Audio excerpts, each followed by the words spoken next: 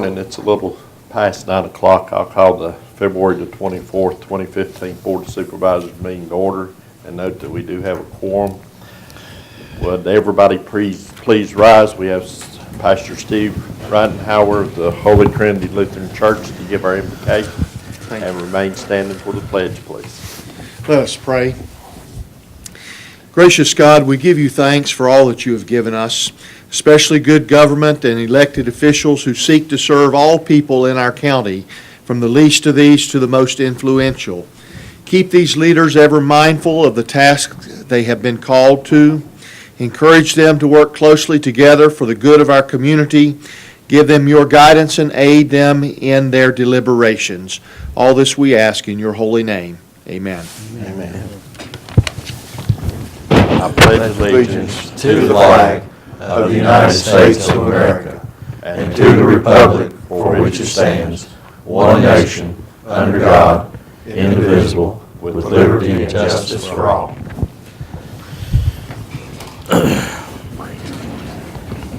Again, welcome on this snowy February morning.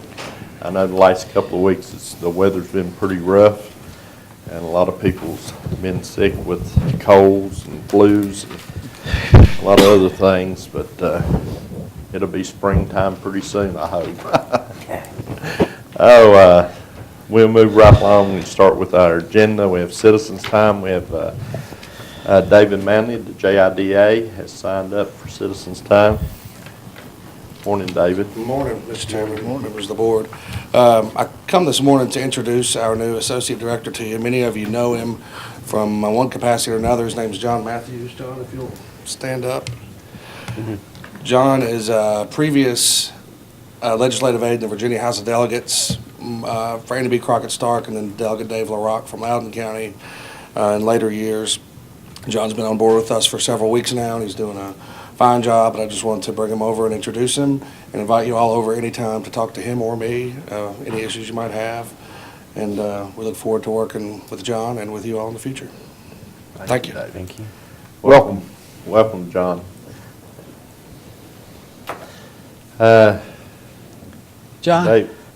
it's snowed ever since they've hired you, so would you bring some better weather? He's good with the show.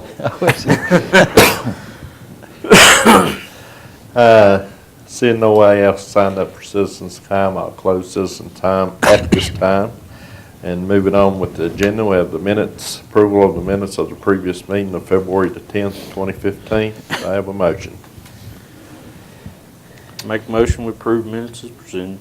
I have a second. Second. Have a motion and a second to approve the minutes of the February 10th meeting. Are there any corrections or changes? Hearing none, I'll do a roll call vote. Dr. Hausman? Aye. Aye. Aye. Aye. The chair votes aye. Minutes are approved. Next item on the agenda is payment of invoices. Mr. Chairman, I move we pay the invoices. I have a second. I'll second that motion. Have a motion and a second to pay the invoices. Are there any invoice that anyone would like to discuss? Hearing none, I'll do a roll call vote. Mr. Horny? Aye. Aye. Aye. Aye. Aye. The chair votes aye. Payment of invoices passed. Okay, moving right along with the agenda. Old business. Mr. Dalton, we have anything under old business? No, sir. Hearing none, we'll move right along to other. Have anything under other, Mr. Dalton? No, Good sir. job, Tim.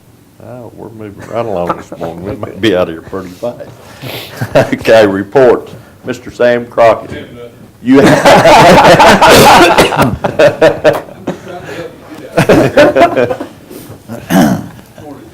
Good morning, Sam. Let's see, on our consolidated account report, for this month, we have $55,873,000 in all of our accounts. Our general fund balance is at $34,620,000. And our collections through yesterday, we ran this report yesterday, We've collected a total for our 14 taxes of $17,249,800, about 97% of the taxes collected. We still have a bunch of uncollected taxes. I think most of them revolve around old cars, I'm sorry to say. But David and I got ready to send our delinquent notices out yesterday, and then the web page was down. But the report we had yesterday, we had 2,639 real estate tickets we're going to send out, and 7,312 personal property tickets that we're going to send out. The real estate's about $880,000. Personal property's $1,052,000, $53,000. I showed some of you this report last time. I've run another one yesterday. We reduced it about 48 pages with exonerations and payments over the last couple of weeks. Still got about 40 pages here of less than $20 taxes, like I told y'all at the budget meeting about. There's like 3 pages of just little trailers for $3 and something. There's 18 and a half pages of one car on here, one old car, most of them are. And I just can't see any sense of sending these out. There's like 2,200 records or something here, all less than $20. But we've still got a lot of exonerations probably due. We've caught up with everything that Fay had over there, except for what walks in the door now. People are still, as they come in to pay now, they're getting some tax refunds. They're just now looking at their tickets and realize they got these old cars on there, they're getting them off. But to date, we've taken, David ran a little report the other day, put some stuff together. We've taken off about 11,000, I had it here somewhere. We've exonerated 11,550 vehicles to date. We're up in the 8,100s of exonerations for this year, 8,100 and some. So overall, we've exonerated just about all of what we put on there, except for about $47,000. And I think a lot of those are in these first 40-some pages of one car that nobody's done anything with yet. They haven't done, one of these days they may do it. But a lot of these pages have, there were people that when we had decals, we were not sending out like 4,000 tax bills because the car tax rebate paid it. And now we're sending them out with that $20 fee on them, but no tax, just a $20 fee. And so people just, there's like 825 of those in this list right here is just that $20 fee that we're having trouble collecting right now. We're still doing our DMV stops and things like that. We found out we did that mass download to DMV, which worked out real good, but we've done, I think last month when I totaled it up, we've had 635 hits on that we've collected off of. And then we found out that every 3 months, every 90 days, DMV gets rid of all, purges that, and we got to resubmit it. So that's the pain. That's why we're trying to get them in earlier this year. So, hopefully today, him and Debbie will be up and they can take our second notices and get them in the mail. So we're trying to get all that stuff done a little earlier this year. Earlier you get it in, I guess, the more time change that. But the problem with DMV sent us a list on 13 taxes on those DMV stops we did, like 130 of them that, they purged because they sold their car. The trouble is, they still had the same car on the tax rolls in 14, so we got to go in each one of them, call up each record and find out what car they have, and then re-enter them manually. So it just takes time to get all that done. So, but we're still trying to catch them.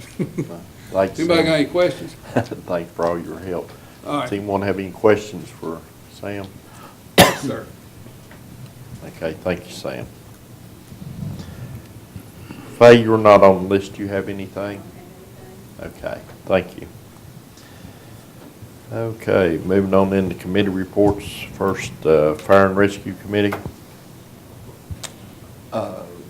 We didn't meet. I don't know that we have anything. Do you? We do. Okay. I stand corrected, Mr. Chairman. We The- do. The grant program through Virginia EMS is coming up and due on March the 15th, I think. Mr. Kinzer called me yesterday afternoon, and I told him to be here a little bit later, but I'll go ahead and steal his thunder. What the rescue squads want to do is make application under this grant program, under the 80/20 grant program. What your obligation would be is the 20%.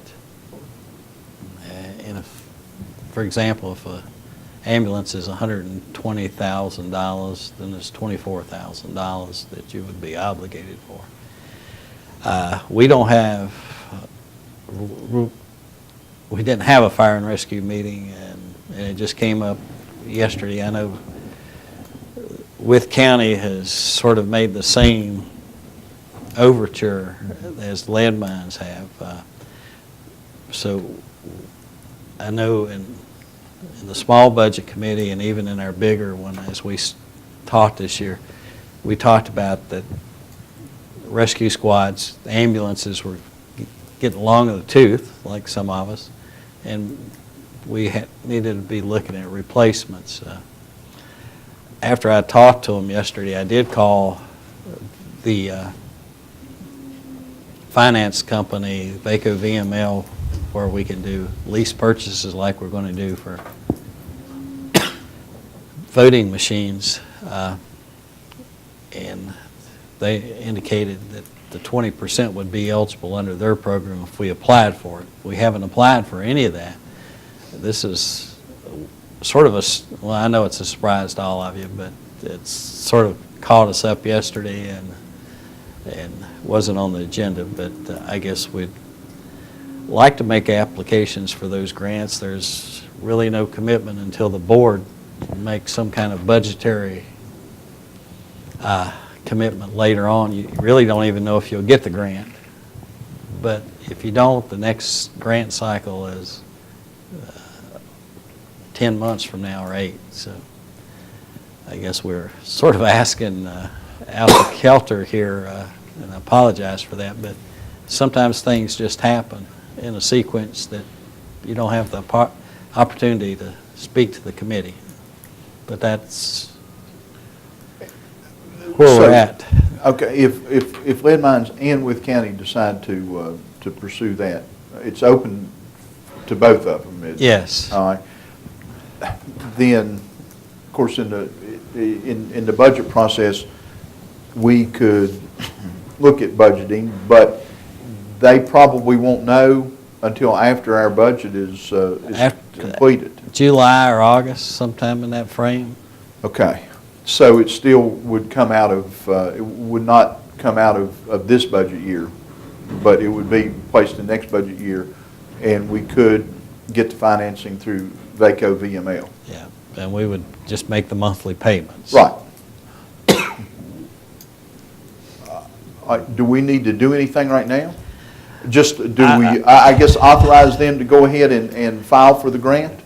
Well, we have to sign off the grant. It requires the county administrator's signature, so I guess we would do the grant applications for both of them.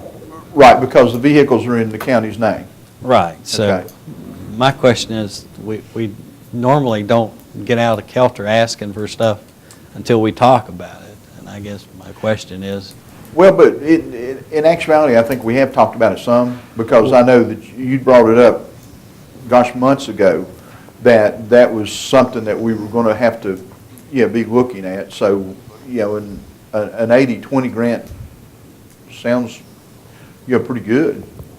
Better than a 2080 grant, doesn't it? You need just a motion to apply for. I think so, grants. to allow us, and that, where it says that the public body's been notified that you make an application for a grant, then we have the minutes to show that. I'll make a motion that we instruct the county staff to apply for these grants for benefit of fire and rescue. Have a second? Second. Any more discussion? Now, will, I guess Jason will work on this grant? Jason and Jeremy. Jason and Jeremy, so then, and I don't know that there's a need, but I know, there's a need at Lead Mines, there's a need at Wythe County. Is there a need at Retreat? I don't know. Actually, we looked at the mileage yesterday on all. There's only, on the average mileage of ambulances, there's only 5,000 miles difference on all three of the sets of ambulances out So there. then we're looking at 3. Yes. Okay. Yeah, that's, Anything else? Yeah. We're talking about 1 unit for each rescue Yes. squad. Now, are they going to choose what they want, or we're going to have some? Mr. Kinzer has some, I don't want to speak for him, but he has some different ideas that we need to get more economical ambulances. We've got some specialty ambulances, and we need these van ambulances that get better gas mileage and type of things that serve the same purpose. And the four-wheel drives can be used for today's kind of weather, but having a good economical ambulance is, I think, where he's going to recommend us go. Oh, I talked to Sam yesterday, and he told me that they had spent $20,000 on maintenance in the last little bit. Wouldn't take long to buy a new van, kept going. spent what, Corey? He spent $20,000 on maintenance in the last little bit. Well, I spoke with Miss Martha Umbarger, who was on Wythe County Rescue Squad Board of Directors, and that's what she was saying. She was saying the same thing, that it seemed like every other check they were writing was a check for maintenance, and so that's why, she was interested in this. I think it'll help everybody. So I guess to answer your question, Mr. Hale, is that we'll pick that. It's going to be van-type ambulances, and that's what we discussed yesterday. All right, and then the last question, something we've run into in the past, is for them to get a new unit, are we going to say, which one are you getting rid of? They're your ambulances, except for the rural retreat, so I assume that's your decision. Well, I think that's something we ought to discuss, because we keep building this inventory of junk, and that's Corey's business. He's a junk man. That's right. And every time we buy a new piece of equipment, we don't take anything out of the garage. It just gets pushed further back in the corner. So I think part of this discussion needs to be, if you get a new unit, let's get rid of most unserviceable unit. Well, yeah. Once again, Mr. Hale, I agree with you. The apocalypse is coming. Because I think that has been a problem, is that everybody wants to hold on. I mean, when Wythe County had that, what, in 1978, 72. 72? So, yeah, That's older than me. I think that if one comes in, one needs to go out. Good. Anything else to discuss?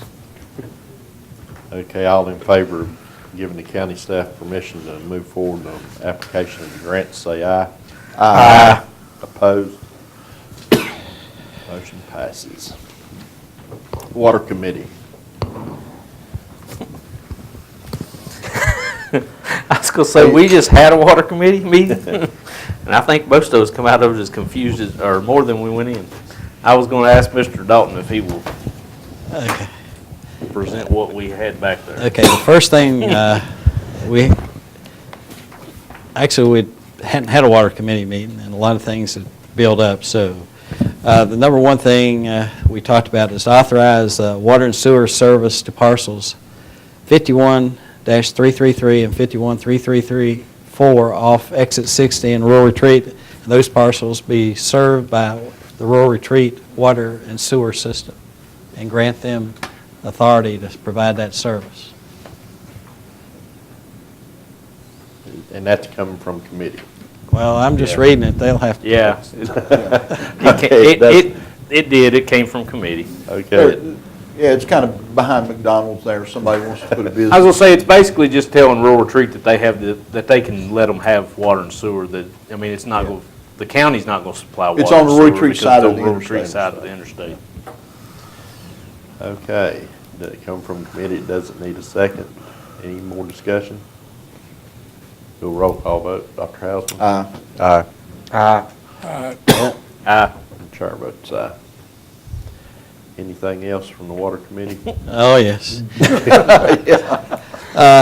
Second item is Thrasher Engineering, Exit 24, Engineering Agreement Amendment 1 to authorize the amendment to provide geotechnical borings for the pump station site and the sewage treatment site, and also provide for plats for both the wastewater treatment plant site and pump station site, and prepare the topographical mapping necessary for those two sites. Okay, come from committee, it doesn't need a second. Any more discussion? Why was that not part of their initial contract? That's probably a good question, Joe, but it wasn't. It wasn't, those two parcels, which are outside of that, typically, it should have been as a part of additional services, but it was not part of their additional services that was negotiated. Do you have a price now, or is that? We do. Okay. Anything else? Do a roll call vote, Mr. Horny? Aye. All right. Chair votes aye.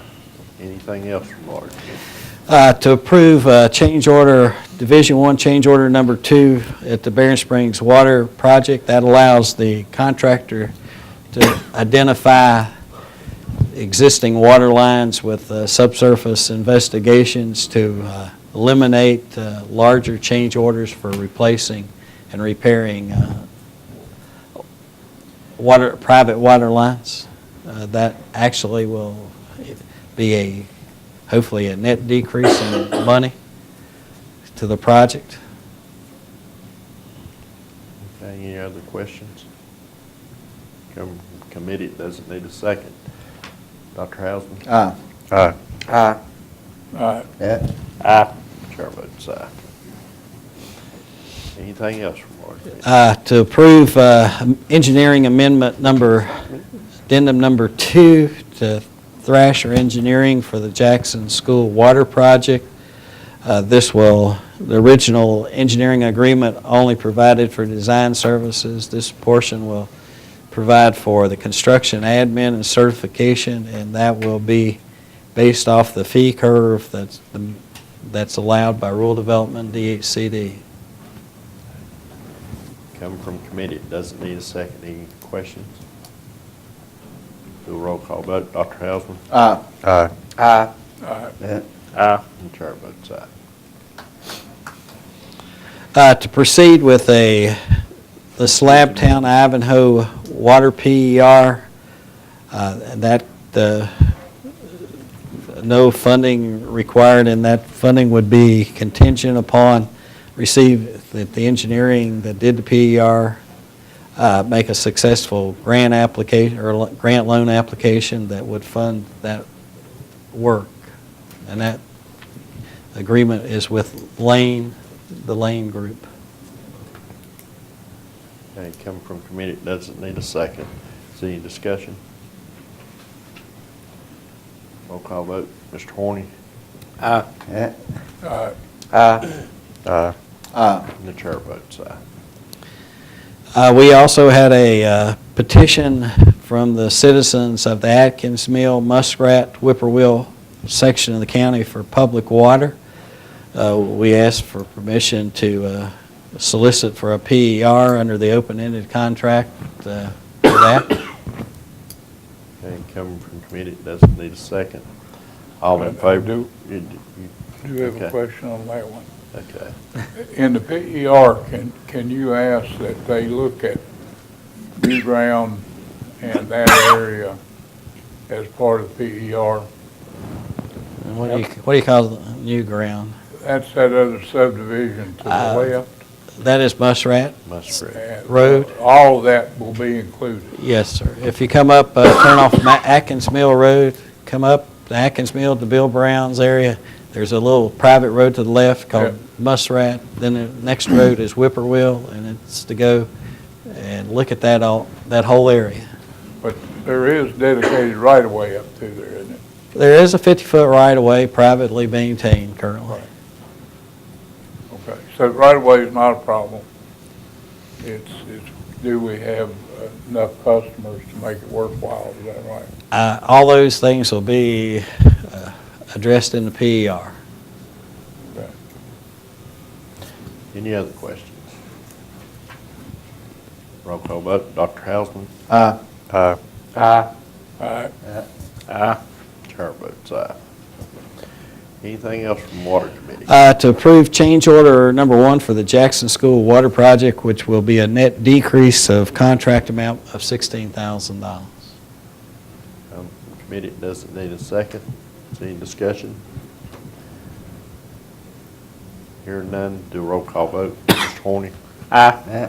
All right. Aye. Chair votes aye. Is that all from Water Committee? We had one other item we discussed just briefly. They took no action, is to provide, we had included some lateral insurance protection, insurance information in their packages. We will provide that for availability to people, not endorse it, but we've had, with this freezing and sub-zero temperatures, a lot of people that's had frozen water lines and damage to their homes with frozen pipes and bursting. And we'll provide this out front and for anybody that would like lateral protection and homeowners insurance for that kind of unfortunate incident. Did we do the lead mines in state? Didn't write it down, but we have an agreement or a request from Lead Mines Estates on the past fuel spill into the public sewer that we've asked the county attorney to address an agreement, and that will eventually be brought back to the board for approval. And did you say what company it was offering insurance? I did not, because they told me I couldn't endorse anything. It's LIPP, Lateral Insurance Protection Program, Okay. and it's Evolution Insurance Brokers. But they are not the only ones that offer They're not the that. only ones, and that's what the committee said, that there's a group of different people that do that. So we will put a list together, and if anybody asks for it, we'll provide it. That's all from the Water Committee. Yes, sir. Y'all had a busy morning. Threw us way behind, man. Before we move on with the agenda, the March Fire and Rescue Committee, Mr. Hale has asked if we could make a change. He's not going to be in town on the 16th. We can make it on the 9th. Dr. Hale, do you have any problems? As far as I know, that's fine. Okay. So March 9th, 8 a.m. March 9th at 8 a.m. Martha, could you put that on the website, please? Before you leave water, I looked over those charts that Water Department provide. That lost water, how does that compare to the average or the norm? It's pretty bad. Why are we talking about it? We've had a program, we have leak detecting people come in periodically to find those leaks. The bigger, you're trying to shoot for somewhere 15% or less is what the norm should be. Matter of fact, the Water Committee talked about this one of the areas we've got the major leaks is Ivanhoe Slabtown. We talked about this PER this morning. We've also got 2 grants out on 94 to replace some line that was put in 1960.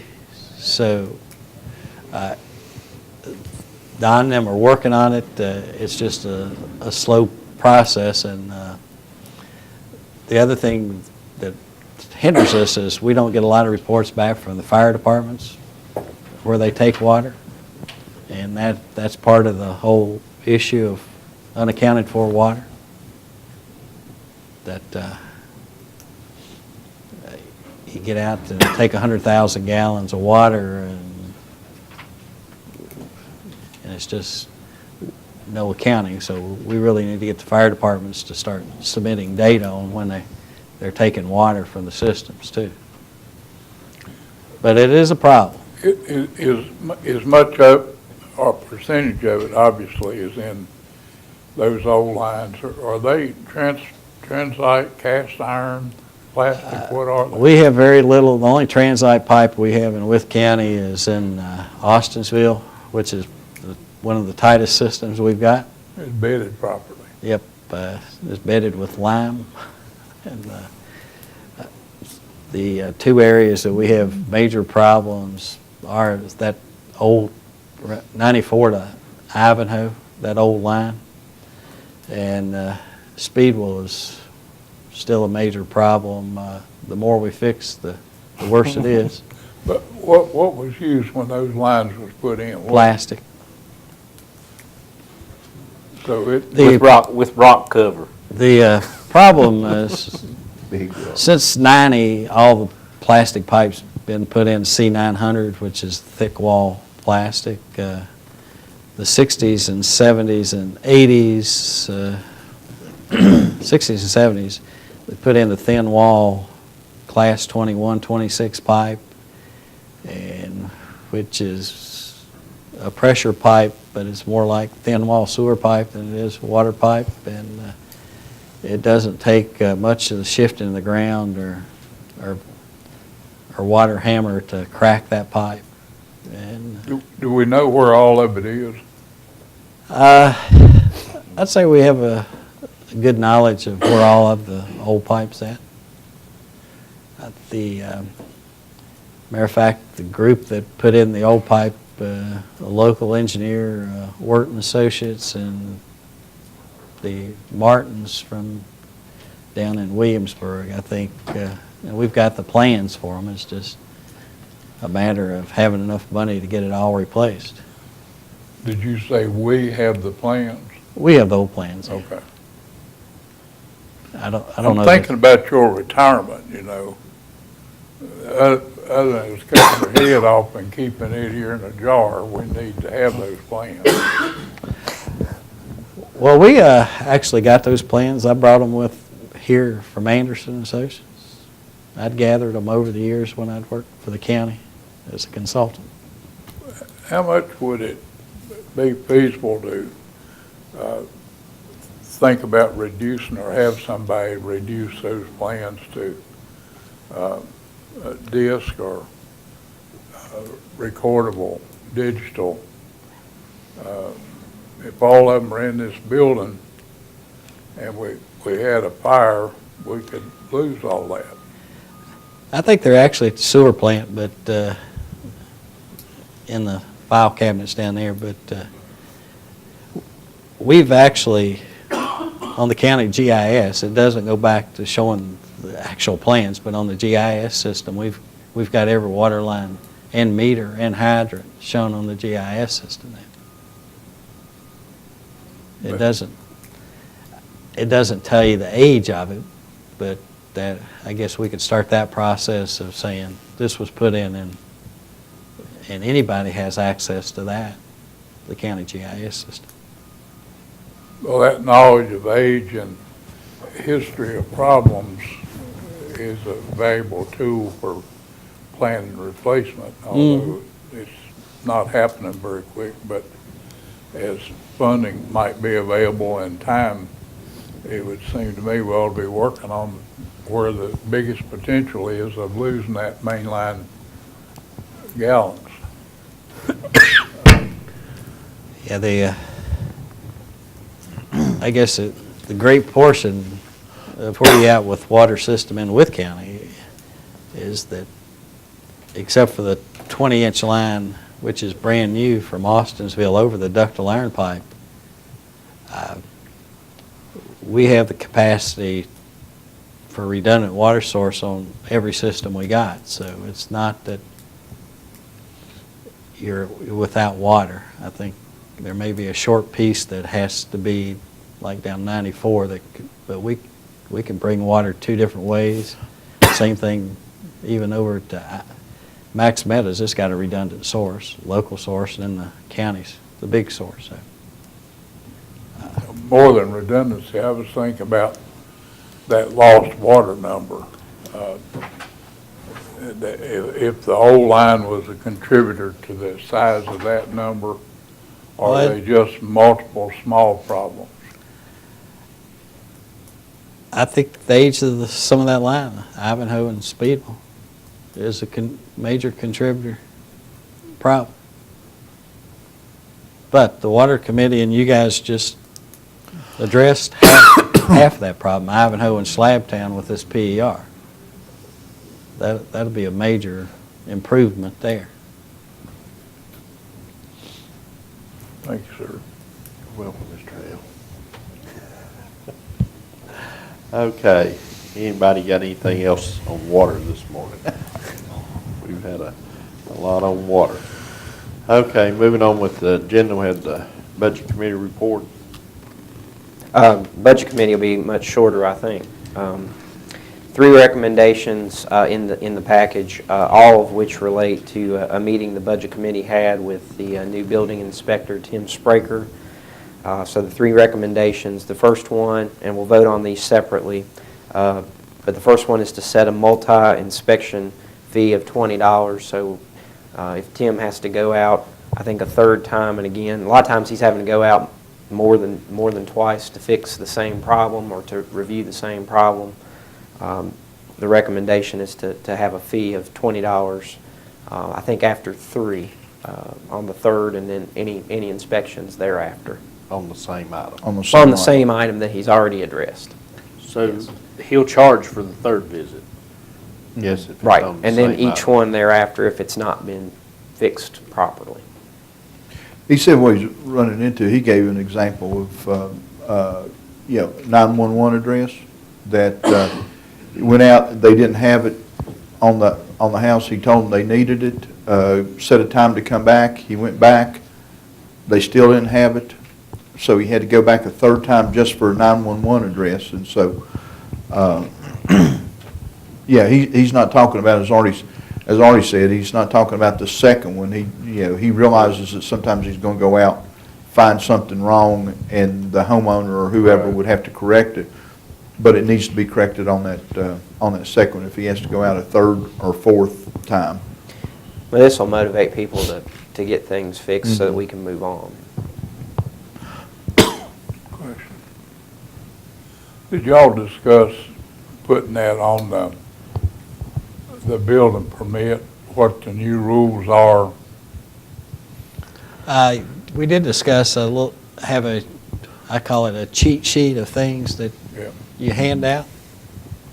Yeah, it'd be a lot less controversial if they know up front, and that'll help reduce those calls, which is what we really want to do.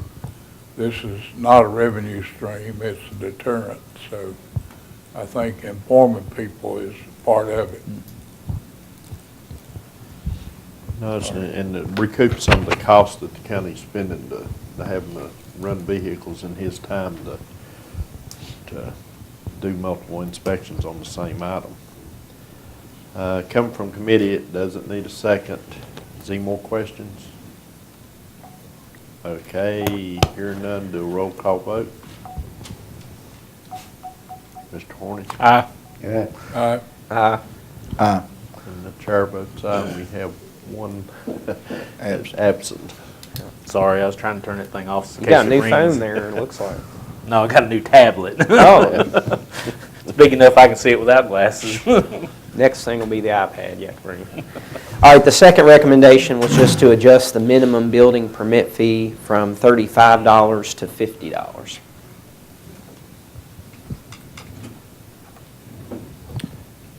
Okay, coming from committee, it doesn't need a second. Any discussion? When's the last time building fee went up? Just for curiosity. I don't know that it's ever went up during my tenure here. It's 16 cents a square foot, and and we don't charge building permit fees for churches and other things. And we did look at some of the surrounding counties, what they charge. They charge different fees for different things, but it was more than $35. Anyone have any questions? Any other questions? Here none, do a roll call vote. Dr. Hausman? Aye. The chair votes aye. Then the last recommendation was just to require that all fees be paid before a certificate of occupancy is issued.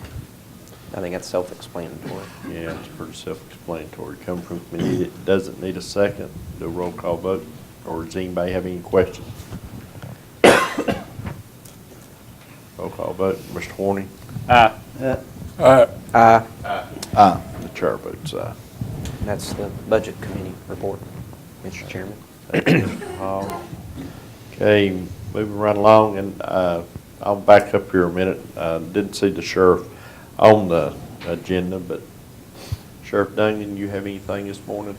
I do not, Chair. Okay, thank you, Sheriff. Okay, County Administrator's report. I'd like to defer mine, and if we could move on to VDOT, so they can get out and fix my road. They ain't been busy this morning. Yeah, y'all did not do a very good job because he made it to work. You should have pushed more snow in his road. It's hard to please everybody. Good morning, Mr. Russell. Morning.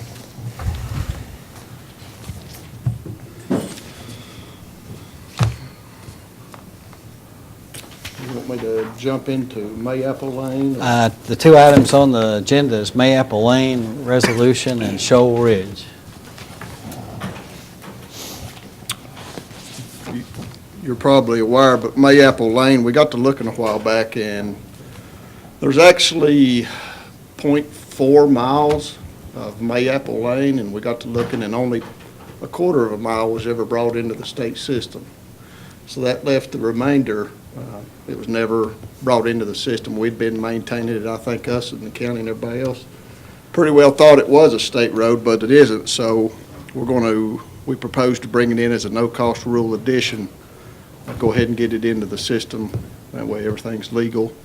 And I think, Mr. Dalton, you had the resolution for the board's approval. The board does have the resolution, 2015-01. There's actually two different resolutions there that if we can get them both read and approved.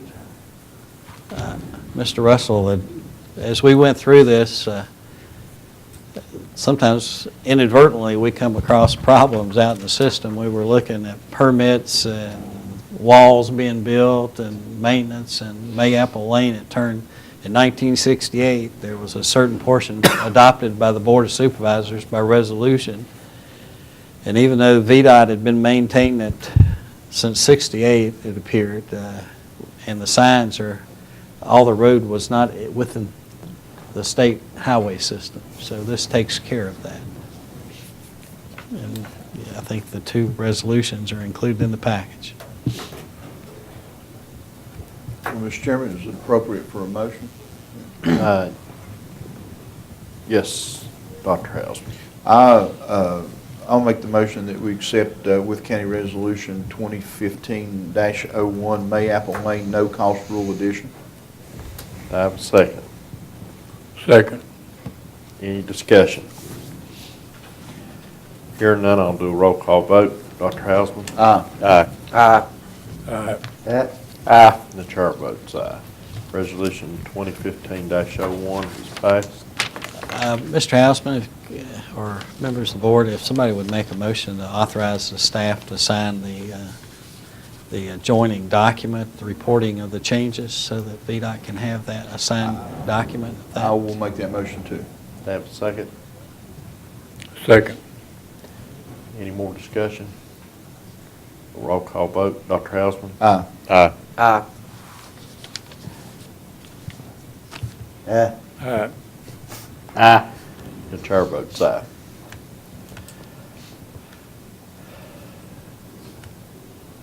Okay.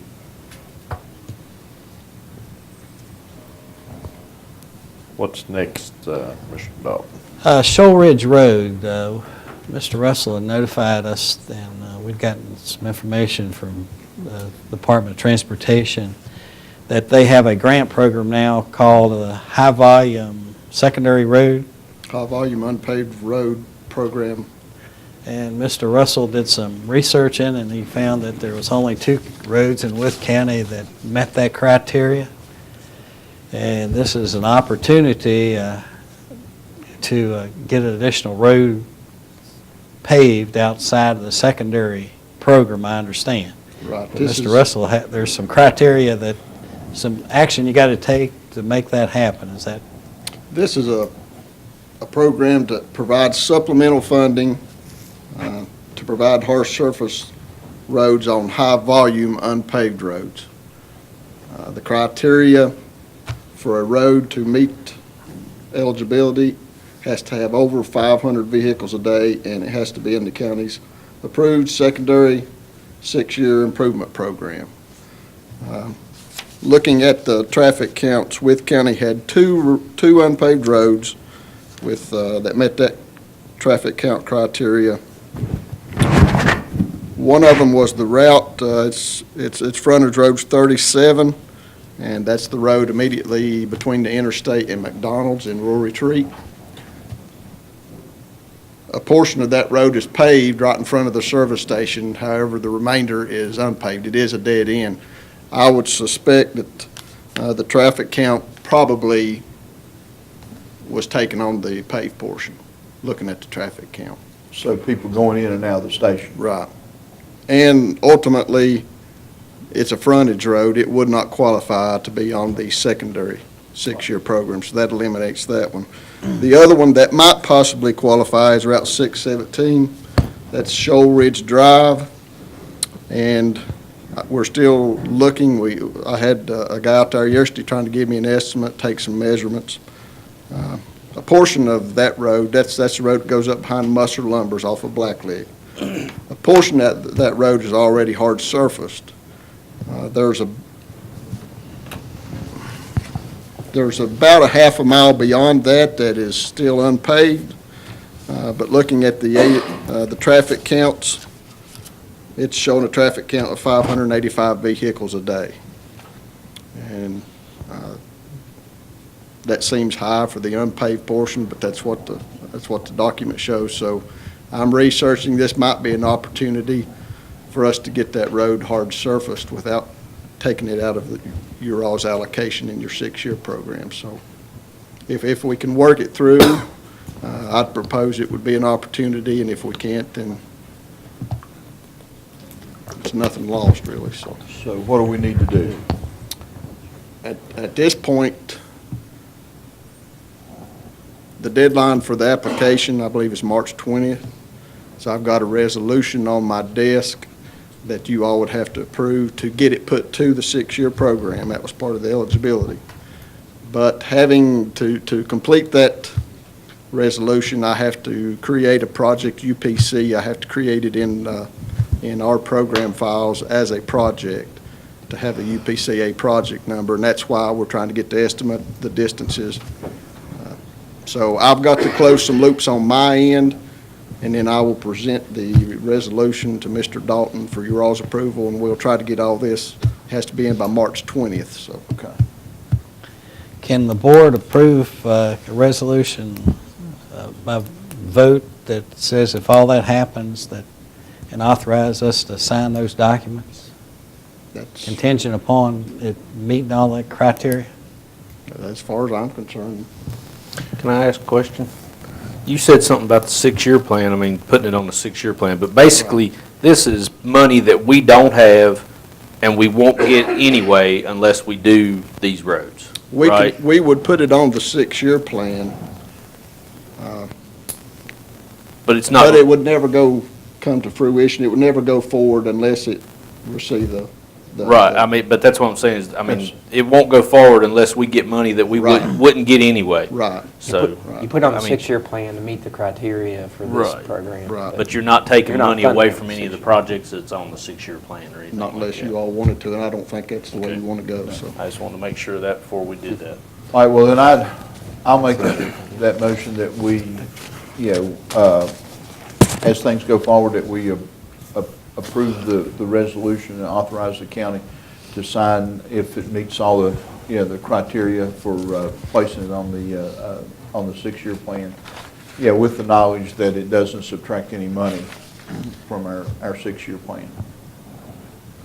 Do I have a second? I'll second that. Okay, any discussion? Yeah, Mr. Russell, but now, there's no way that this is going to jump to the top of the 6-year plan. We have to show what priority it is on the resolution.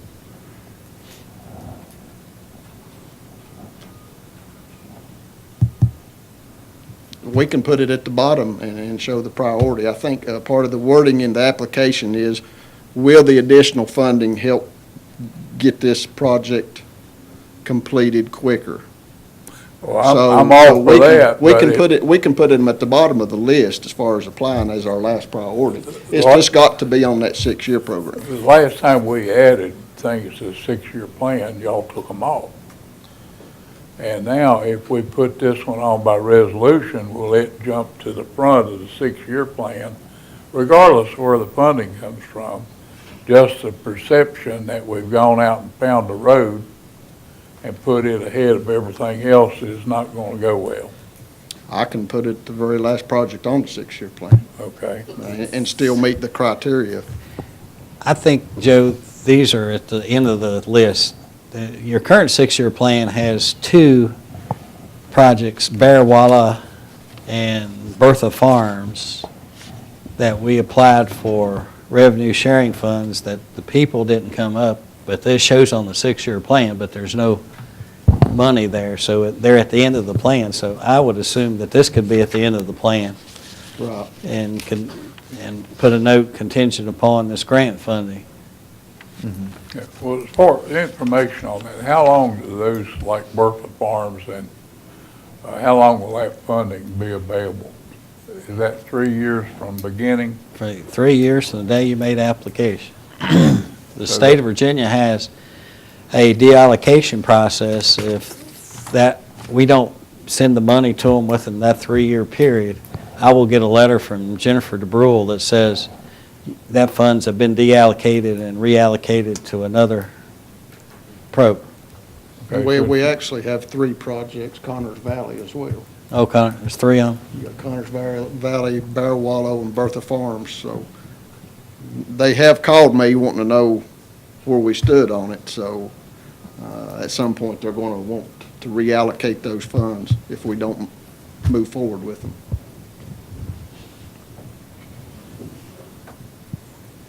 But in answer to your question, Joe, I think we can put it as the last priority, and we still meet the criteria for being eligible. But the fact is, if we don't use this money, somebody else is going to get it. Right.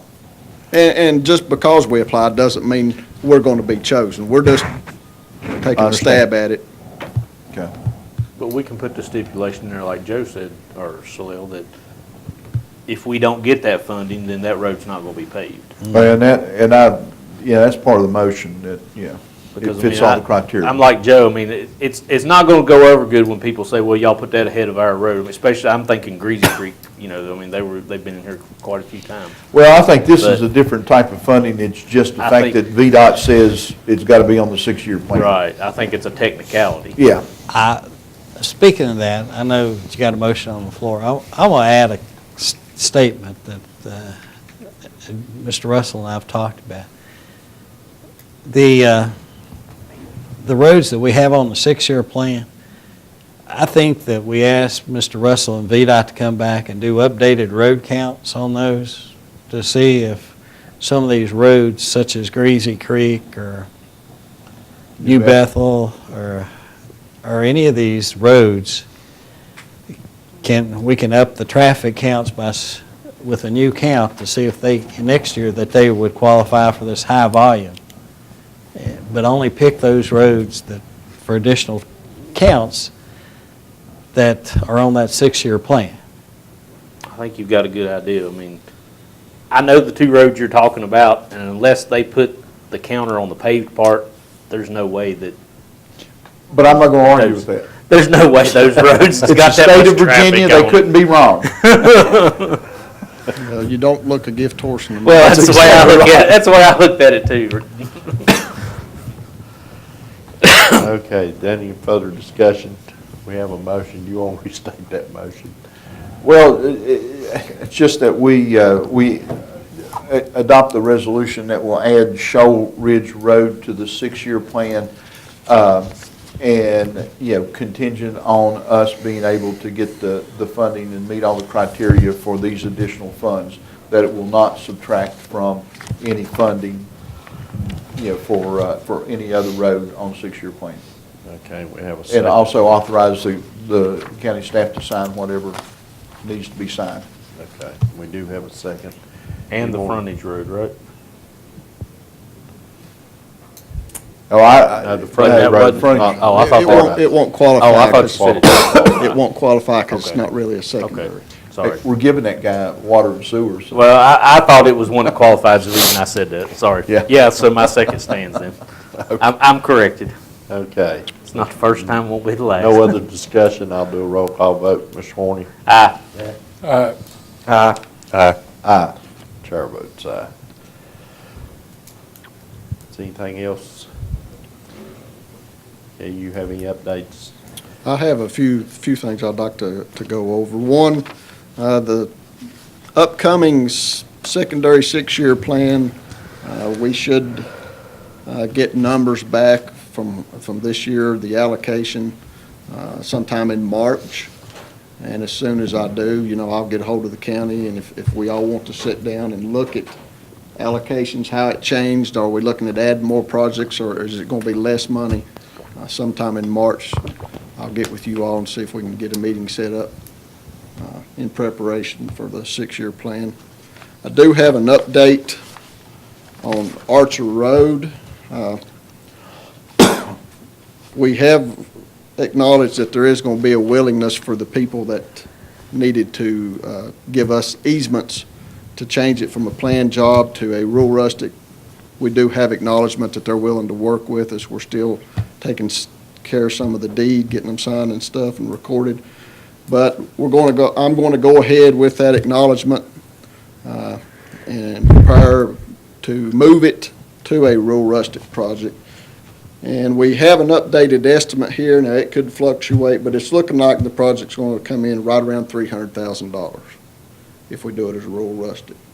I think last time I was here, we were looking for $450,000. So a substantial savings. And that being said, Archer Road should have $304,000, not this 6-year, this July, but the next. With all the allocations, if everything proceeds as it is, if there's no cuts, this year we will have $127,000 on the 6-year program this July. The next year, the projection is $300,000. So if we could build it for that, then we wouldn't have to look at other projects to fund it. And, that's all based on what the allocations do, whether there's the same, more or less money coming in. So that's kind of a little bit of good news at this point, that the estimate came in under what we thought it was going to. Some upcoming projects that just make you aware of, 619 in Speedville.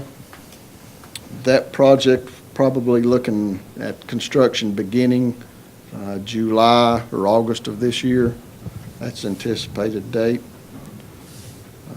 Route 625, That's in Rural Retreat off of Black Lick back into Crawfish. I believe we have a bridge project. Should be later in the fall. We'll be redoing that bridge. In Rural Retreat on Griever Street, there's a train crossing. We're using it. There was a project to redo the gates, widen. There's a lot of tractor and trailers gets hung up when they try to navigate, and they get hung up right on the railroad tracks. So last year, we had applied for some highway safety rail improvement funding. It did get awarded. So in sometime this fall, August, September, they should be relocating those gates, and we're going to widen that railroad crossing to where if tractor and trailers do take that route, they can get on across instead of getting hung up on the tracks. There's been a lot of my understanding there's a lot of near misses, and the tractor and trailers are continually tearing the existing gates out. So that was a program kind of like the one we talked about earlier. It's just additional money to do certain projects. That's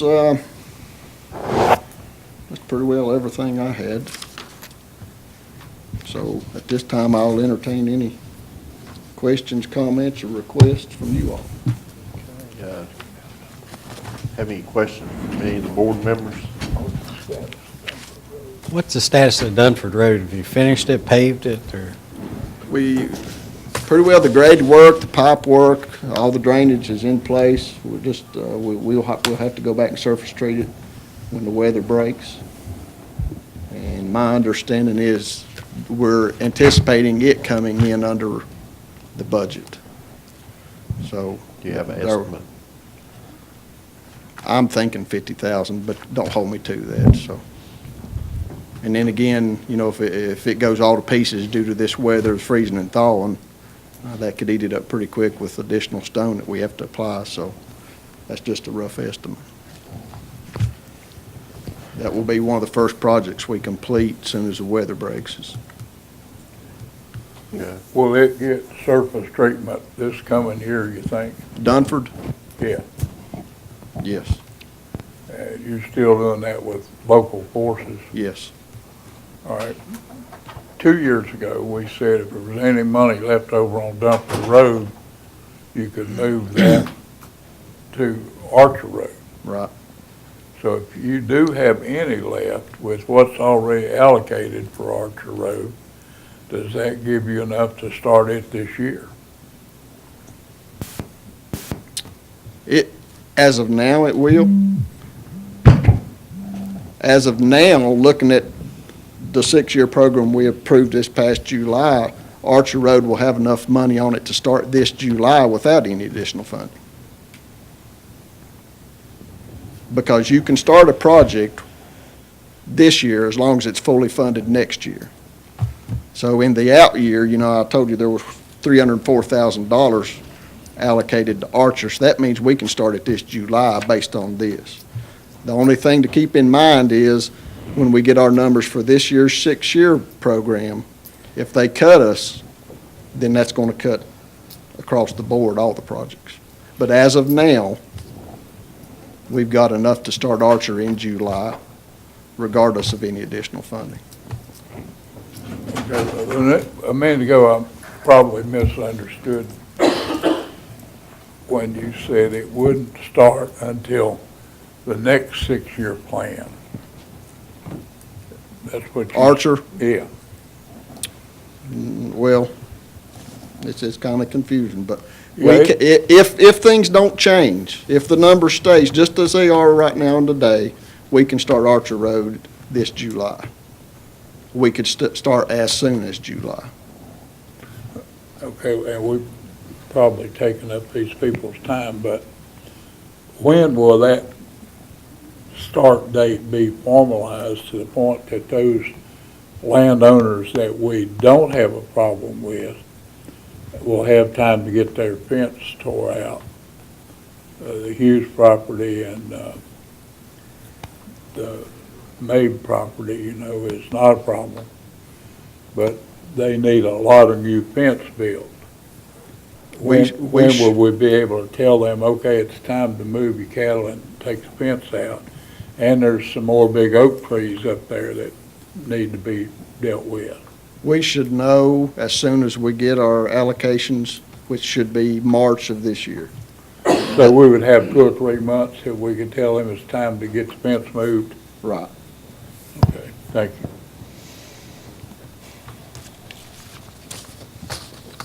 Anybody have any other questions for Mr. Russell? I sent him an email the other day. I want to thank you for your response. Thank you, Mr. Russell. All right, thank y'all. Okay. Going back into agenda, the county administrator's report. Can you take a 2-minute break then? Okay. We in recess for 10 minutes.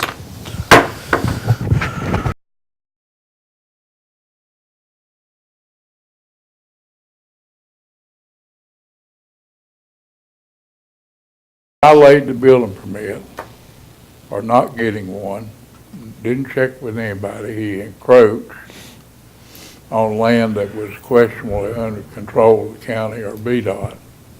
And it certainly, if it's uncontrolled field, there's a serious wall being built there, and I personally believe there's no footer under it.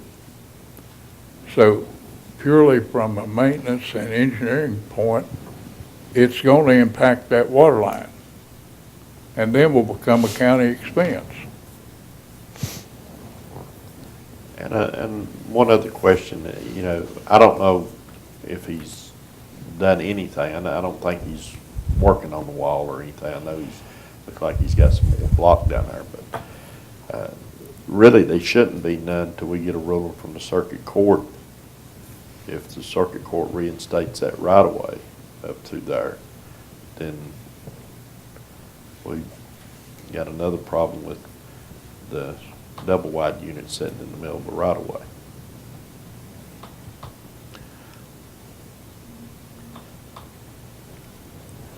Okay, we'll move forth with whatever legal action we need to take and notices. Okay, moving on into the agenda, we've got the supervisor's report. First, the Black Lake District, Mr. Howard. The only thing I'd like to mention is the Virginia High School League wrestling tournament was held in Rural Retreat, was again state champions, and George Wythe was runner-up. Retreat actually won with the highest, if you look on the Virginia High School League scores, won with the highest point score of any division in the state. Their team score was 176.5, and George Wythe, was runner-up. Their team score was 68. So we have one county who brought home the state championship trophy and the runner-up. 2 schools in our county. So we need to be proud of that and make whatever appropriate recognition we do to those to those 2 schools and those kids who participated. I agree with you, Dr. Howard. So I don't know if we normally do that with a resolution. So would it be appropriate for me to make the motion that we put together the appropriate resolution in recognition for those schools and individual champions? Yes. Okay, I'll make that as a motion. I'll second that. Any discussion? All in favor, say aye. Aye. Opposed? We did resolutions like we did last year. And that's all I have, Mr. Chairman. Okay, West Whipple, I don't have anything, Mr. Chairman. East Whipple, I don't have anything, Mr. Chairman. Fort Chisholm District. Just trash, I talked to Sheriff Dunnigan, and we still need to find a vehicle, according to him, for the pickup crew. That's been on our plate now for some time. I wonder if we could move forward. We're trying to find them adequate transportation and continue to support the trash pickup I talked to Mr. Dalton, we're proceeding with that fledgling dump that's being developed by the citizenry. And I called it Sheriff Dunnigan's attention. He's going to try to get some surveillance and move forward with it. Now, on the resolution part, and this is a question, we're losing a lot of executive folks.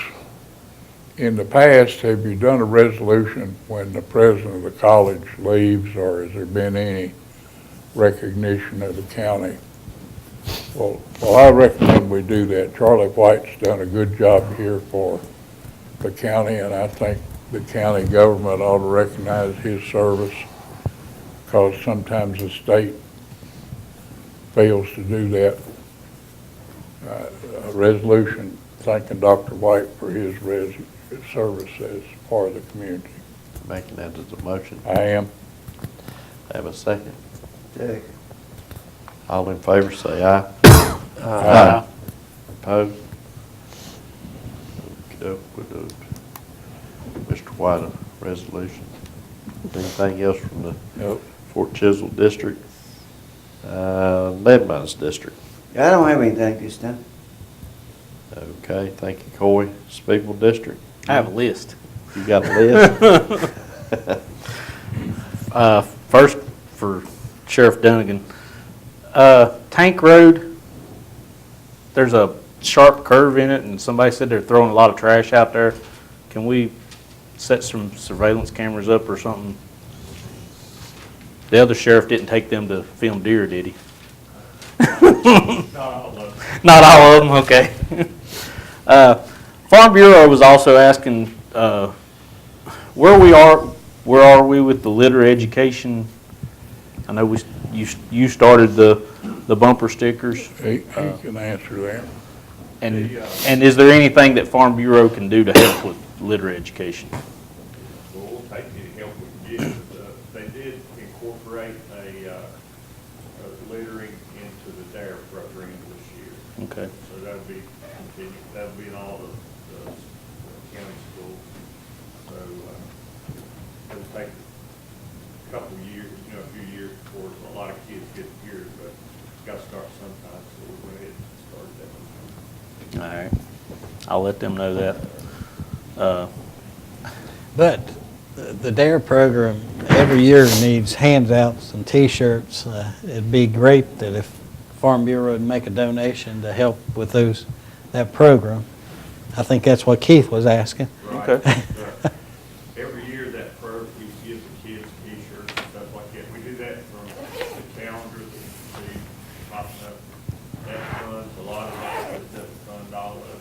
So any help we can get on with the DARE program with T-shirts and records. All right.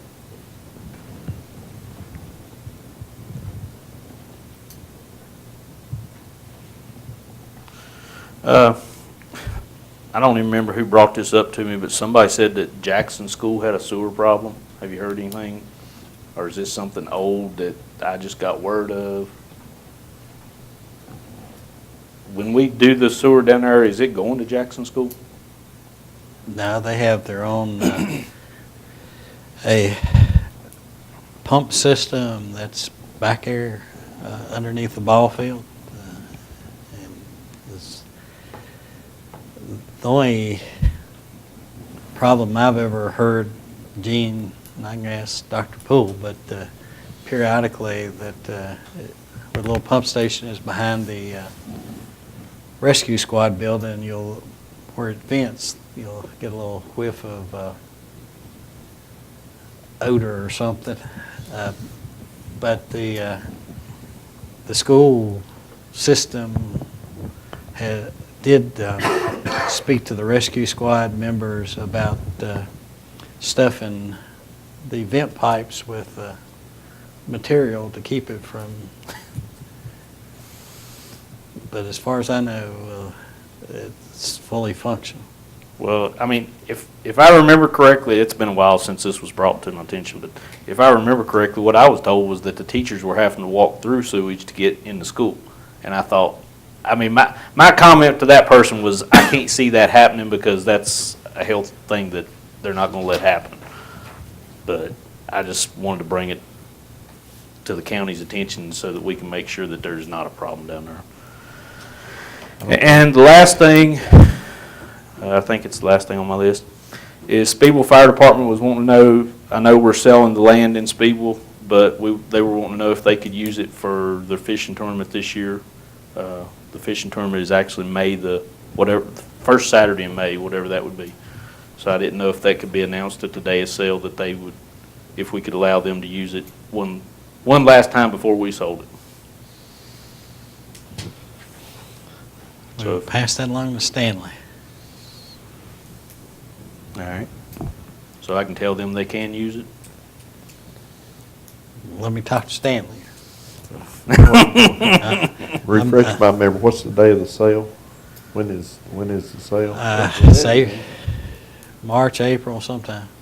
I was thinking it was in April, and I mean, what we were figuring was it usually takes 30 days or something before it all finalized anyway, so all they'd want is access to camping and going across the land. But they need to start doing their advertisement and planning on using it. So if you can let me know, I would appreciate it. Okay. Gene, is there access to that building without getting on that land? There is, but it's right in the middle of that sharp curve as you come into Speedwell. Years ago, I don't know, a couple years ago, we gave a right-of-way to Jimmy Linkus, but I don't know. I believe we granted him a right-of-way, but I think it was more just a access across it, and it's not actually a legal, it wasn't a deeded right-of-way. Is that the correct words I need to be using? Gave him permission to cross it as long as the county owned the property. Yeah. So when it's sold, that right-of-way will be gone, and he'll have to go back to using, or the fire department will have to go back to using that corner down there. Unless, whoever buys it lets them have access. Well, this is an informational thing. The fire department actually thought about being a participant and bidding on the property. I haven't heard anything about them bidding on it, but I don't know. Well, we've already voted they're gonna get the money from the firehouse, haven't we? Right. So, that maybe, you're a member of the fire department, maybe they ought to do a little bit of thinking. Right. And that way, I mean, if they was to buy it, which hopefully it would bring less than the fire department building will, then at least they would. They would still have their big fat They bank basically account. wouldn't have to transfer no money. It wouldn't cost them nothing. But I have to read the minutes, but I thought the discussion about the firehouse, it was used for a crash trip. You're right, it is. You're correct. I had forgotten about that. Of course, somebody said they had $200,000, and they said if y'all could show it to them, that they would use it.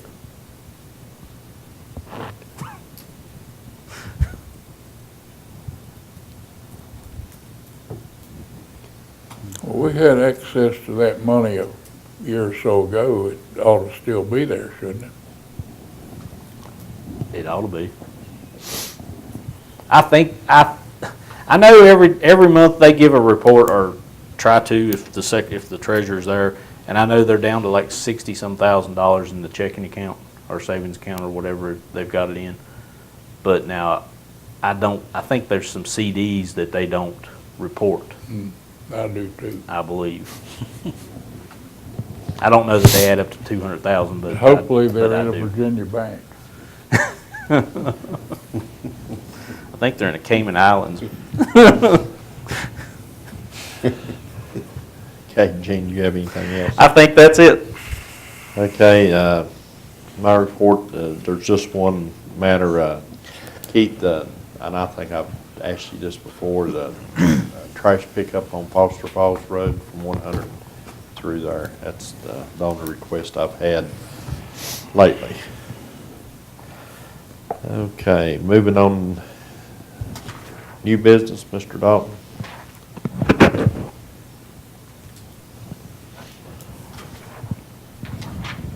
Do you have anything under new business? Oh, well, new business. I'm losing it this morning. Okay, we have the consent calendar. Have a motion to approve. I'll make a the motion, consent we calendar. approve the consent calendar. Have a second? Second. Have a motion to approve and a second. Any discussion? Hearing none, I'll do roll call vote. Dr. Hausman? Aye. Aye. Aye. All right. Aye. Chair votes aye. Okay, we've been through VDOT Mayapple Lane. Next item is Wythe Airport Commission Financial Report. Mr. Dalton? You have a copy of their annual financial report for review and acceptance. I didn't see anything of abnormality in it. Either.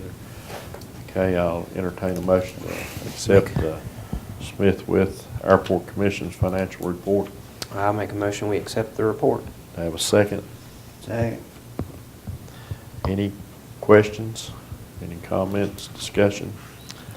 We do have a meeting at Wythe Airport tomorrow, 10 a.m.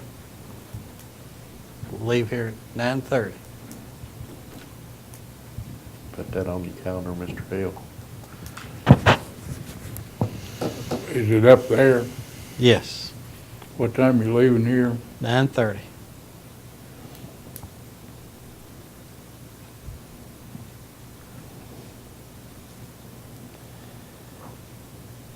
Okay, hearing no more discussion, do a roll call vote. Dr. Hausman? Aye. Aye. Aye. Aye. Yeah. Aye. Chair votes aye. Motion passes, accepts the financial report. Muskrat Road petition, we've talked about that. Is there any other thing we need to discuss about that, Mr. Dalton? No, sir. Okay, Mr. Dalton, National County Government Month. You have the brochure, I guess maybe the proper year if you guys would like to reinstitute Government Day, if we can talk to the government teachers at the high schools. I don't know, last few years we've got out of it because it conflicted with SOLs and some other things. But if y'all want to try that again and pick some dates for the school year, and hopefully in the month of April for. Could you get with the, I think it's a good thing that we could be here and the students come in and talk to us and the county staff. And Talk to Mayor Wythe. what's it? Yeah. That's got to go to me. Get the gap. But I think it's a good thing. It's, to get young people involved in politics and local government and state government and even national government. I think we need to do everything we can to get our students to participate and stuff. So if you will get with the school and get us some dates. And Okay, we will do that. make a schedule. Okay, Mr. Dalton, anything other? No, we have Mr. Kinser here with Jason. We've already talked about the applications. The board voted to make applications. I'll get with you after the meeting today. What he was asking for, just in case, he was looking for a letter of support. When he files the grant application, if he can't demonstrate that he either has the match money or has dedicated money in some facet for that, it'll hurt his chances during a grant review. So what he was specifically looking for is a letter of support that says we will provide the match amount. He's applying for an 80-20 grant. The total purchase is $125,000 estimated, which puts the county's The 20% match he is asking for, I believe, is $25,000, up to $25,000. And it would be under the agreement that that vehicle would be ultimately titled and fall under the lease agreement for vehicles as is in practice with the other EMS agencies in the locality. Now, we've expanded that. We're going to go to each one of the squads, and based off that mileage you gave me yesterday with these high, and go after a grant, and Jeremy and you are going to help with those things? If I may, I was informed yesterday that some of the stuff was a little blurry and didn't size out, so I made some extra copies of the financial and that study. This is stuff that we're not, it's not active plans, but it's to demonstrate that we're producing some data out of the emergency services department. You can draw your own conclusions from it, but to get some ideas towards long-term goals of replacing vehicles and things of that nature. It's kind of helpful to have one sheet of paper that shows all the mileages, year models of those vehicles.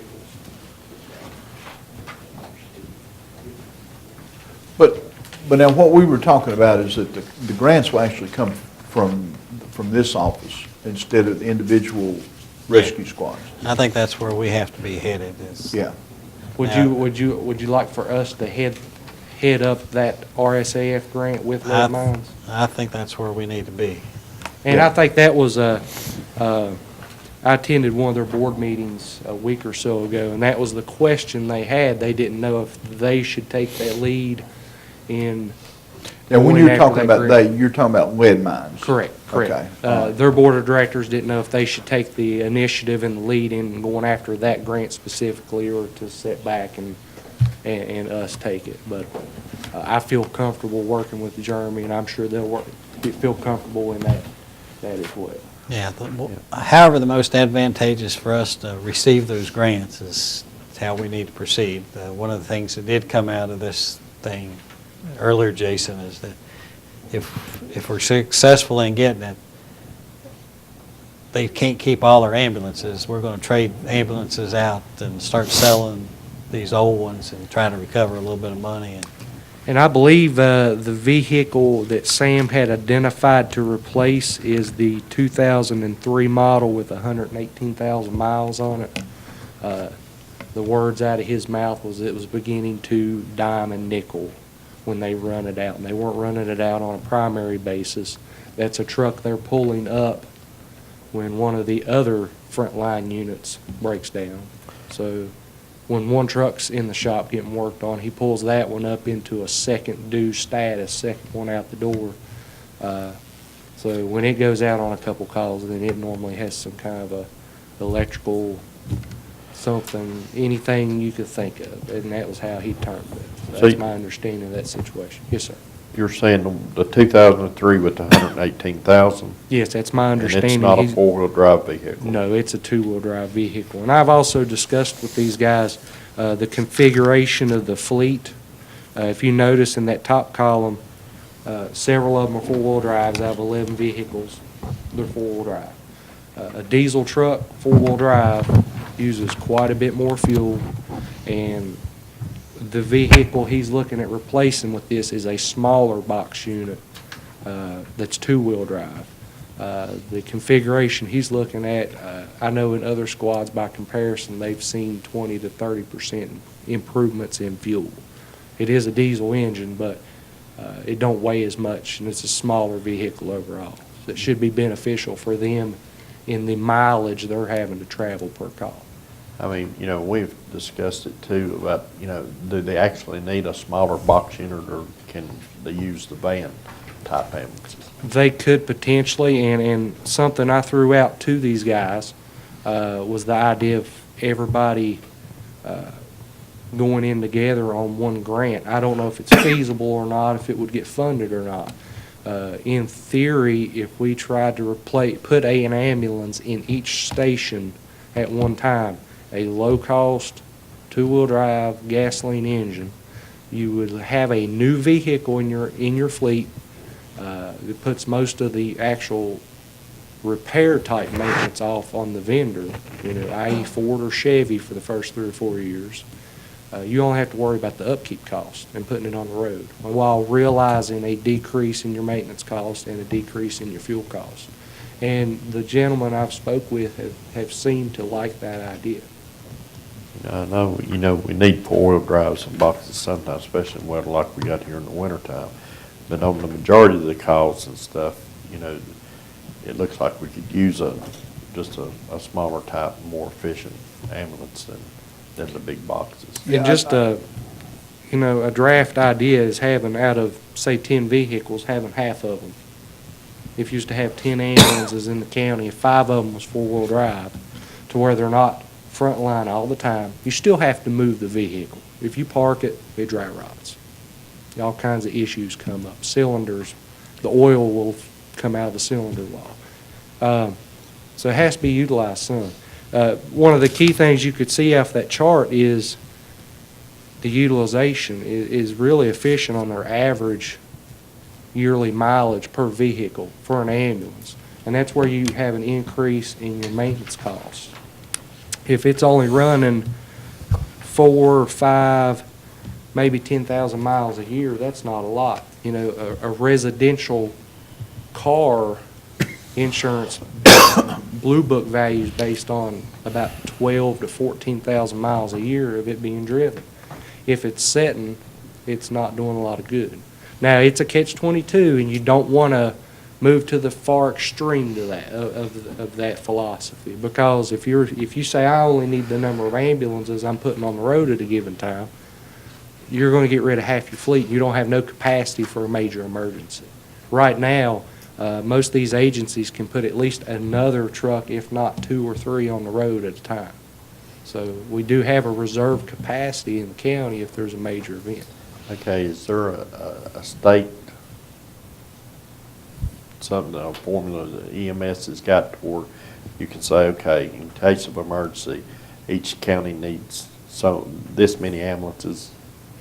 Or can you look at it and say, okay, you got these ambulances services, a working agreement with them so okay, if we have a major disaster, you can pull from private agencies too? I'm not aware of a specific formula that the state has for the number of ambulance by locality or population or things of that nature. A grant funding guideline that they had used up to a few years ago was they idealized having 1 ambulance per 300 to 400 calls in a locality per year. And they've stepped away from that because they realized if somebody runs 1,600 calls a year, that's four ambulances. Then the funding mechanisms were not in place, and the utilization rate was pretty low on those vehicles. So you get into what you see here and elsewhere. A station that may have 5 or 6 ambulances, but only 1 or 2 is on the road at a time.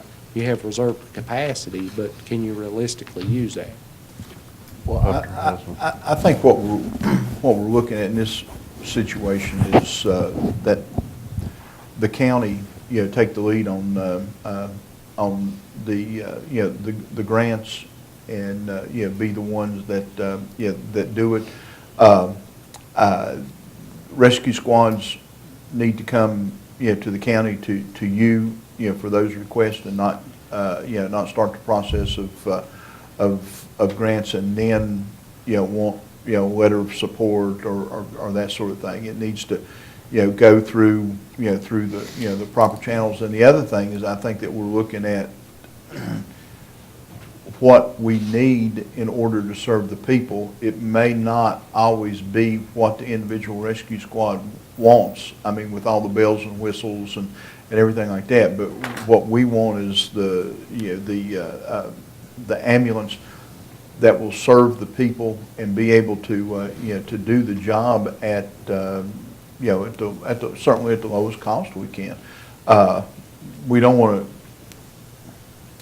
to sacrifice care or equipment, certainly for cost, but we want it to be as cost as efficient as possible. But and I'm kind of paraphrasing what I think that we've talked about before, and if I'm saying something wrong, you all let me know, but I think everything needs to come through the county. The county needs to be the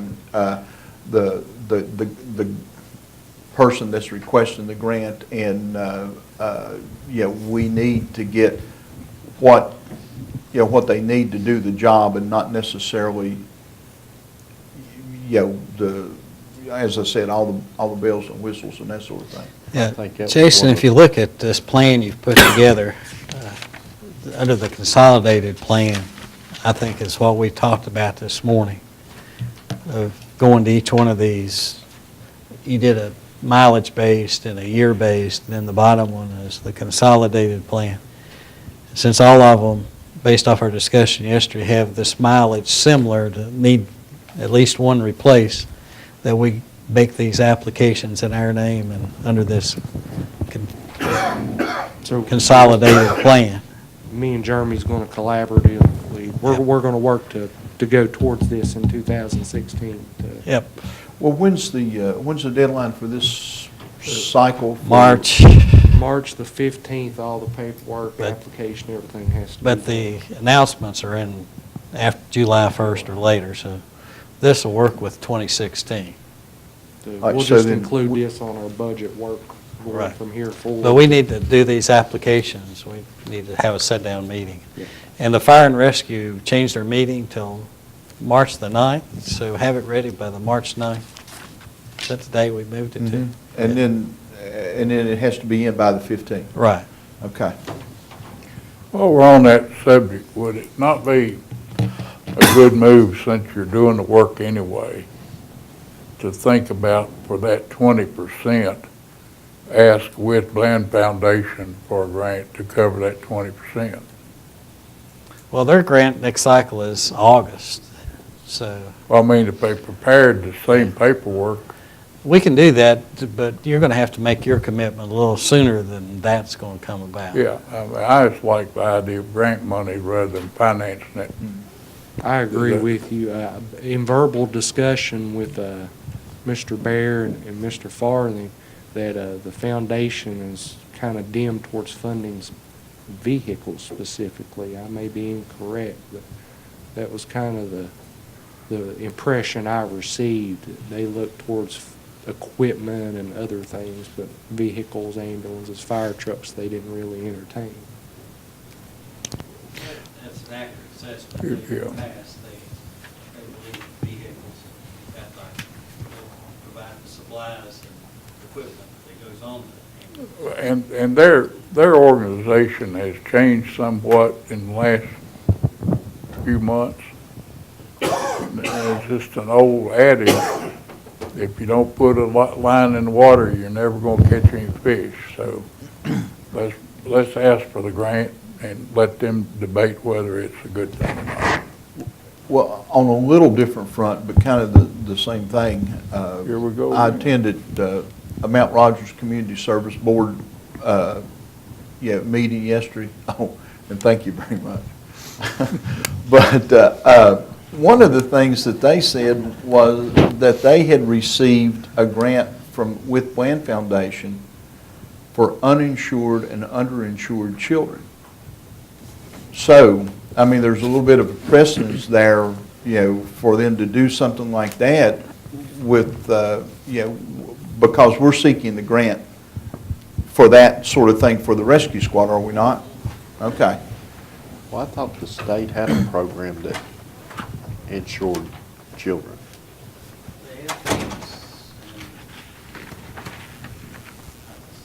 EMS reimbursement's pretty low through those. DSS, the famous, you got to meet certain, almost Medicaid requirement. I heard Gary say underinsured. Well, they said specifically uninsured and underinsured, but I guess it's, Some of those people that on the famous plan probably don't have insurance and don't qualify for it. Because you can get stuck in the limbo land of whether you qualify for government help or you qualify for working for your business, and you're sort of somewhere in between. And it's sort of the lost America of those people that don't have any insurance. can't get it. You can't afford it. I guess that was just the informational point in the fact that, they are acting to help pay for people who don't have insurance or are underinsured, and that's what our grant basically is requesting from Wythe Plan Foundation. Well, I had a talk on the phone with Mr. Jackson a couple of weeks ago. He wants to do some outreach work. So any clubs that y'all are in, we can develop a closer relationship by inviting him to put on a program for the Wythe Bland Foundation at any civic clubs. And I think for much too long, we haven't had a good face-to-face relationship, to do a little bit of serious begging. Tradition is a terrible yoke to be bound by tradition, and we have an opportunity here to develop a new relationship with a new executive. I think everybody on the board ought to try to do that. We hear that they're looking for good things to fund, but then when we bring up something, well, we don't do that or we don't do this. If you don't send people a bill or you don't ask them for your help or their help, it's not going to happen. So I think we ought to ask everybody that's in the business of giving grants and giving aid. And shucks, you get knocked down a lot of times, but it's how many times you keep going back that counts. So I think we ought to at least look at that. By the time you get the state grant, handle the financing, the time would be here that maybe in the August application, they could fund it and we wouldn't have to finance the things. I realize you have to have the agreement, but it don't mean we have to exercise it if we found another source for that 20%. Does anyone have any other questions for Jason? Thank you, Jason. Thank you, Judge. Jason, I'd like to comment. I appreciate the depth of that report you sent us in, that it shows response times, and that gives us a benchmark to work against. I think you did it for all the different squads. So now we got a benchmark of what response time is. And a year from now, or whatever time, we can look at it and see if it's improved or whether it's gotten slower. We talk about that golden hour, but that's when it really starts. And if you can get these people to report accurately, and a year from now, that number will really mean something. And that document's a milestone of collaboration of me getting with each individual squad captain or their designee, digging into the data of what they have done in the last year and looking for that happy medium between what they're capable of doing, what we can, it's developing an objective measure of what we anticipate, what we expect out of that. And I look forward to us collaboratively doing that with other benchmarks in the EMS system here in the next year. But that was a product of everybody working together, and I look forward to working with these guys on a couple other things, but I feel good about the situation. Is there an ISO evaluation for rescue squads?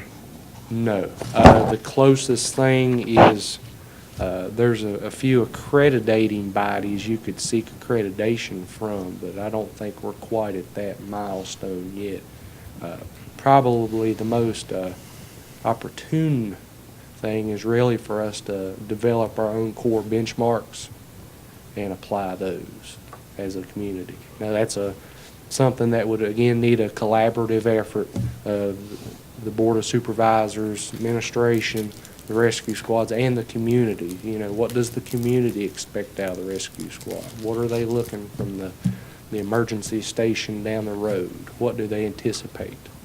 You know, are they building up their expectations over what they saw on TV from Baywatch or Emergency, those type things? Or are they building it up off of what they've physically seen locally or what they've seen at the town next door? While we're talking about this, what is our status on our Wythe EMS license and stuff? Was that for me? I got no idea. When I come in December and asked for the opportunity to begin to build an objective view of the situation, that's a cumulative part of this. Not at this next, but the following Fire Rescue Committee I'd like to discuss that issue specifically. At the next meeting, we need to really discuss the local EMS response plan, because there's some regulatory requirements held on the rescue squads in that regard.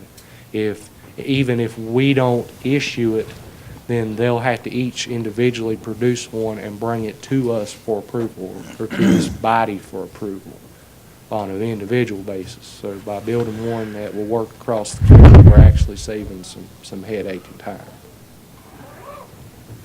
Jason, what I'd just like to reiterate, what we tried to do before you got here was to develop these local governing boards for each squad. And we don't want to get it to where we're taking action with the captains. I think like on this request, we need to keep those local governing boards informed from you that we're going to apply for a grant for each rescue squad. So that means, to me, that means it needs to trickle back through those local boards and not skip them in anything and elevate their anxiety that they're being left out. I'm going to communicate the situation with the ambulance grant to Mr. Alley as soon as I actually anticipate him calling me here at lunchtime. So, But see, that's my point. Yeah, and then I'm going to get in touch with his board regarding that. yeah. Mr. Armbruster, I think, is the chair of the board, Mr. James Armbruster. So, yeah, if you could get in touch, with him too. Try not to leave them out of the loop, because it's a point of anxiety with some of the board members that. And just a little bit of history is we ran into problems when we had captains and squad members wanting to come to the board and call and request this and that and everything like that, and boards were being left out, and it was just kind of a helter-skelter. It was very hard to deal with, and so that's why we have the boards of directors for for all three. So, I know that you'll communicate with the captains. I understand that, but if you also would make sure that you communicate with those boards. I can do that. Because that's how we structured this when we restructured them. That the boards would actually do the running. They appoint the captains and stuff, and they make the decisions on what grants to apply for, and anything else, then they bring it to the board, to us.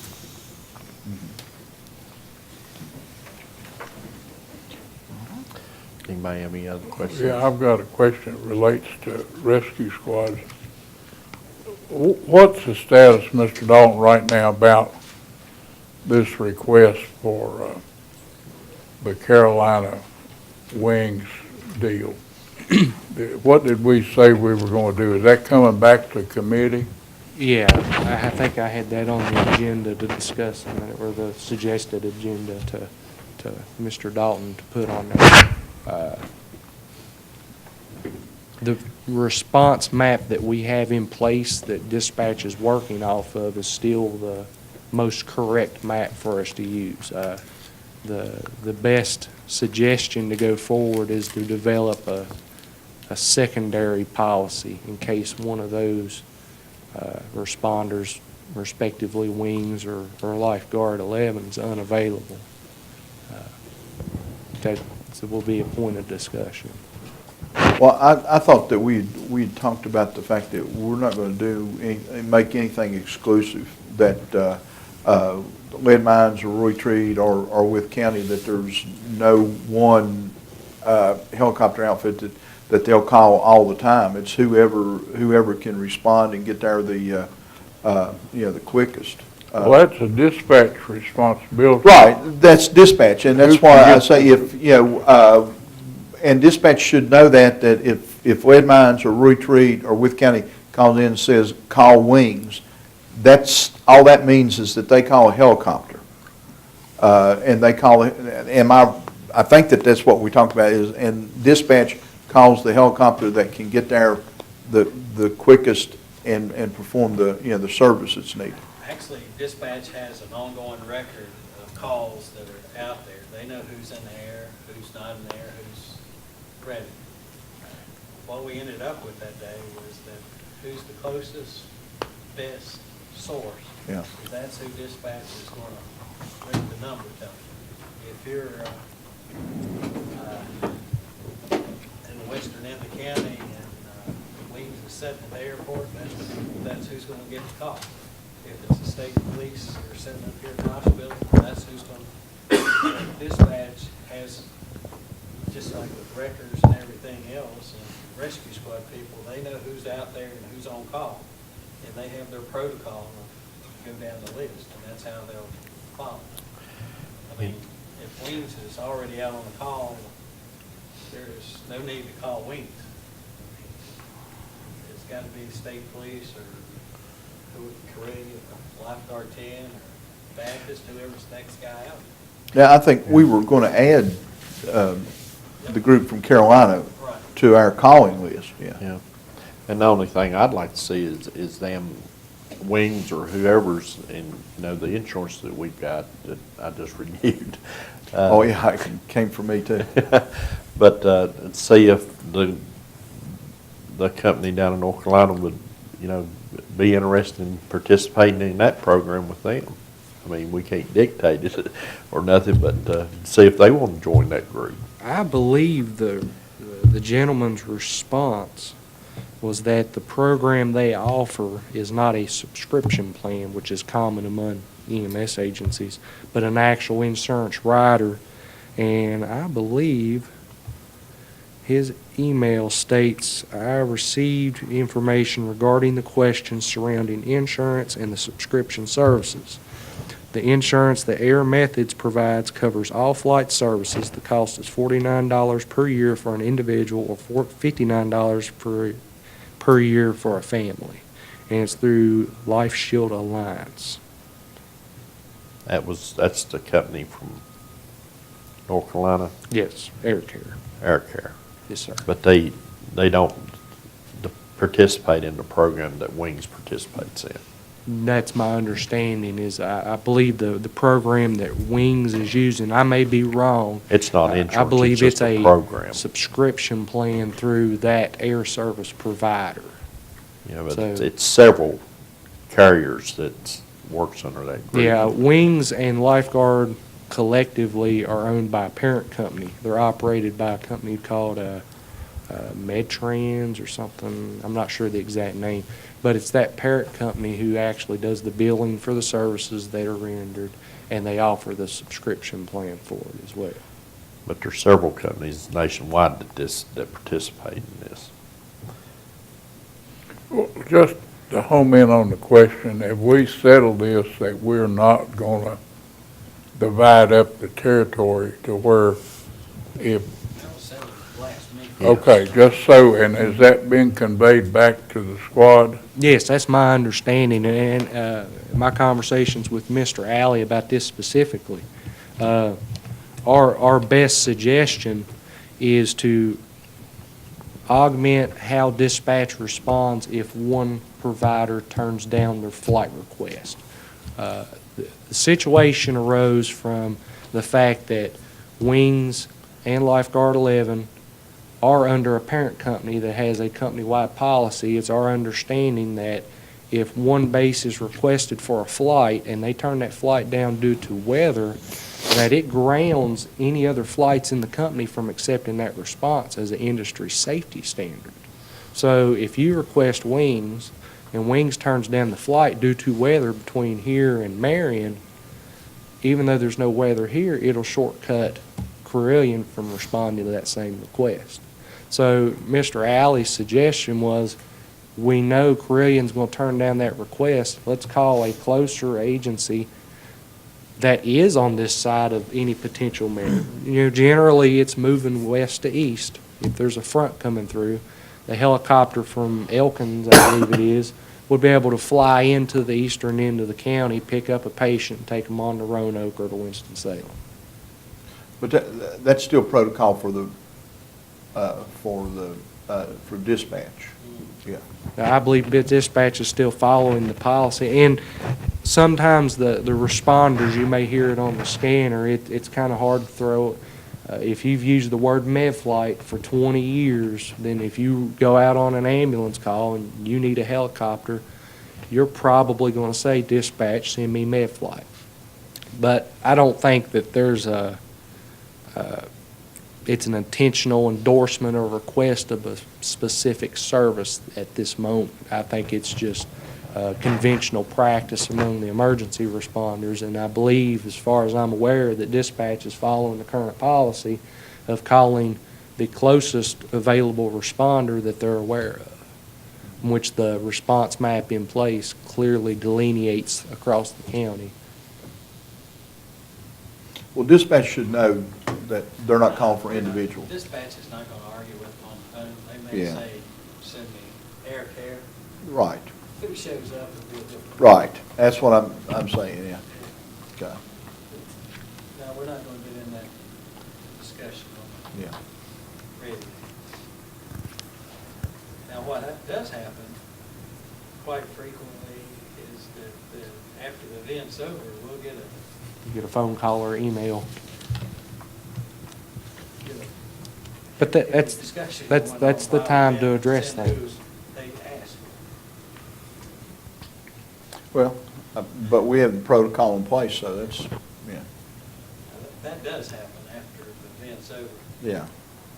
Some people get pretty distraught about when their instructions are not followed. The current weather pattern is just the opposite of what we've been talking about. I don't want to fly over the mountain going that way during this weather pattern. Stay in the valley, fly back vector 81.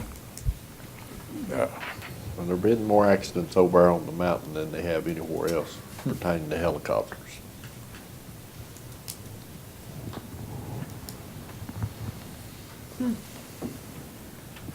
I can speak for experience flying on a helicopter. I really didn't care where it came from. And neither. Any more questions? Didn't really Jason? care which way it took you to get there, as long as it got Thank your you, help, huh? Jason. Thank you, gentlemen. That's what I was gonna say. I prefer not to be in a situation to have the helicopter. I don't remember looking up and saying, buddy, are you from Wayne's? Mr. Dalton, is anything under other need to be brought before the board? That's bored out. Board out today. Any other board member have anything to bring before the board? If not, I'll recess this until March the 4th at 9 a.m.